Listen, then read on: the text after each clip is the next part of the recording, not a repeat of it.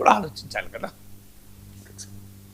ఇక తమిళనాట అన్నాడీఎంకేలో చీలిక అనివార్యంగా కనిపిస్తోంది సార్. అసెంబ్లీ వేదికగానే పార్టీలో విభేదాలు బయటపడ్డాయి. వేలుమణి అండ్ షణ్ముగం ఈ వర్గానికి 30 మంది ఎమ్మెల్యేల మద్దతు ఉంటే పళనిస్వామికి 17 మంది ఎమ్మెల్యేల మద్దతు మాత్రమే ఉంది. ఎందుకు సార్ అన్నాడీఎంకేలో ఈ పరిస్థితి? అంటే మీకు అన్నాడీఎంకే చీలిక దిశగా వెళ్తుంది. క్లియర్గా మీకు అనేక ఉదాహరణలు కనబడుతున్నాయి. ఇది ఇప్పుడు కాదు, వాస్తవంగా 2 years క్రితమే అన్నాడీఎంకేలోని షణ్ముగం, వేలుమణి ఈ టీం, ఈ వర్గము మనం ఏడీఎంకేలోని వివిధ ఫ్యాక్షన్స్ ఏకం కావాలి, శశికళను కూడా కలుపుకోవాలి అని పళనిస్వామికి సూచించారు. పళనిస్వామి తన స్వార్థం కొరకు శశికళను కలుపుకోవడం పక్కా పెట్టాడు, పన్నీర్సెల్వం కూడా పంపించేశాడు. సో అందువల్ల అప్పటి నుంచే స్టార్ట్ అయింది. తర్వాత వరుసగా ఎన్నికల్లో ఓడిపోతున్నారు. ఇప్పుడు మీకు 2019లో ఓడిపోయారు, 21లో ఓడిపోయారు, 24లో ఓడిపోయారు, 26లో ఓడిపోయారు. ప్రతి రాజకీయ పార్టీలో జరిగే పరిణామం ఇది. ఎందుకు ఓడిపోవడంతోనే ఆ నాయకత్వం పైన విశ్వాసం పోతుంది, ఆ పార్టీ నుంచి వెళ్ళిపోతారు. So this is a quite common. మీకు మళ్ళీ గెలిచినప్పుడు వస్తారు, ఓడిపోయినప్పుడు పోతుంటారు, గెలిచినప్పుడు వస్తుంటారు. మనం ఏ పార్టీలో చూడలేదు. బీఆర్ఎస్లో 10 మంది ఎమ్మెల్యేలు పోలేదా, వైసీపీలో 23 మంది ఎమ్మెల్యేలు పోలేదా, మీకు ఇవన్నీ మనం చూసాం కదా. మళ్ళీ టీడీపీ నుంచి కొంతమంది ఎమ్మెల్యేలు వైసీపీకి వెళ్ళలేదా, అధికారం వచ్చేస్తున్నాయి. సో ఏడీఎంకే దీనికి అతీతం కాదు, ఎందుకంటే వరుస ఓటములు అవుతున్నాయి. ఈసారి ఏంటంటే ఓటమి కొత్త కాదు ఏడీఎంకే, కానీ ఈసారి ఓటమి ఏడీఎంకేని 3rd పొజిషన్కి నెట్టేసింది. అది పొలిటికల్ రెలవెన్సే క్వశ్చనబుల్ అయింది. కనీసం నిన్నటి దాకా డిఎంకే అధికారంలో ఉంటే ఏడీఎంకే ప్రధాన ప్రతిపక్షం. ఒక ఆశ ఏడీఎంకేలు ఉన్న వాళ్ళకు, రేపు డిఎంకే పట్ల ప్రజల అసంతృప్తి పెరిగితే మేమే కదా అధికారంలోకి వచ్చేది అనే ఆశతో బతికారు.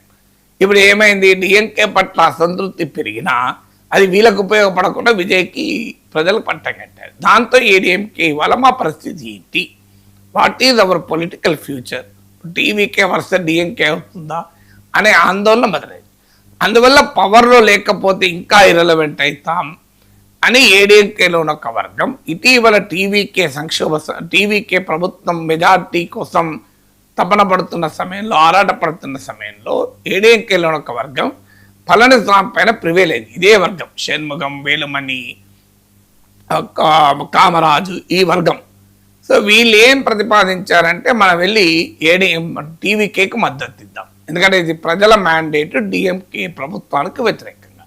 అందువల్ల డిఎంకే ప్రభుత్వానికి వ్యతిరేకంగా ఏడీఎంకే పోరాడింది, డిఎంకే ప్రభుత్వానికి వ్యతిరేకంగా టీవీకే పోరాడింది. బీజేపీకి వచ్చింది 1 సీటే. బీజేపీ వల్ల మనకు కొత్తగా కలిగిన లాభమేమీ లేదు, ఉన్నది కూడా పోయింది, నష్టపోయాము. అందువల్ల మనము ఎన్డీఏ నుంచి బయటకు వచ్చి టీవీకేతో కలుద్దామని షణ్ముగం, వేలుమణిల నాయకత్వంలో ఒక 30 ఎమ్మెల్యేస్ ప్రతిపాదించారు. కానీ పళనిస్వామి వినలేదు. వినక ఒక దశలో డిఎంకేతో కలవడానికి రెడీ అయ్యాడు. సో అది వీళ్ళలో భరించలేకపోయారు, ఎందుకంటే వాళ్ళ రాజకీయం అంతా డిఎంకేకి వ్యతిరేకం కదా. సో డిఎంకేతో కలవడానికి రెడీ అయ్యాడు, కానీ విజయ్కి మద్దతు ఇవ్వడానికి నిరాకరించాడు. దాంతో ఈ క్రైసిస్ ఎక్కువైంది. ఇప్పుడు ఆఖరికి ఫార్మలైజ్ అవుతోంది చీలిక. ఎందుకంటే లెజిస్లేచర్ పార్టీ లీడర్ ఎవరు ఉండాలి అంటే కొంతమంది ఎమ్మెల్యేల సంతకాలతో పళనిస్వామి మా లెజిస్లేచర్ పార్టీ లీడర్ అని చెప్పి అసెంబ్లీ సెక్రటరీకి లెటర్ ఇచ్చారు.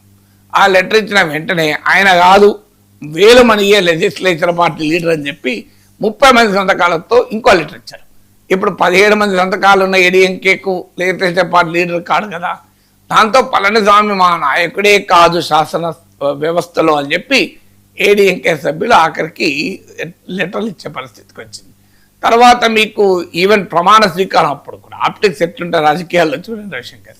సో మీరు వేలుమణి ప్రమాణ స్వీకారం చేసేటప్పుడు పెద్ద ఎత్తున డెస్కులు తంపింగ్ కొట్టారు. పళనిస్వామి ప్రమాణ స్వీకారం చేసేటప్పుడు తక్కువ వినపడింది. అంటే ఎవరి మద్దతు ఎవరికి ఉంది అర్థానికి. ఆఖరికి అసెంబ్లీలోకి ప్రవేశించేటప్పుడు ఇదివరకు పళనిస్వామి వస్తాడంటే చుట్టూ జనం ఉండేవాళ్ళు, ఇప్పుడు పళనిస్వామి చుట్టూ జనం తగ్గిపోయారు. సో అందువల్ల అధికారం లేకపోతే రాజకీయ నాయకుల పరిస్థితి ఎట్లుంటుంది అనటానికి. అది నీళ్ళలో ఉన్నంత కాలమే చేప సజీవం, నీళ్ళ బయటేస్తే చేప ఎలా కొట్టుకుంటుందో, అధికారం అనే నీళ్ళ నుంచి నాయకుడు బయటికి వస్తే నాయకుడు పరిస్థితి కూడా ఇలాగే ఉంటుంది. చిన్న బ్రేక్ తీసుకుంటాం.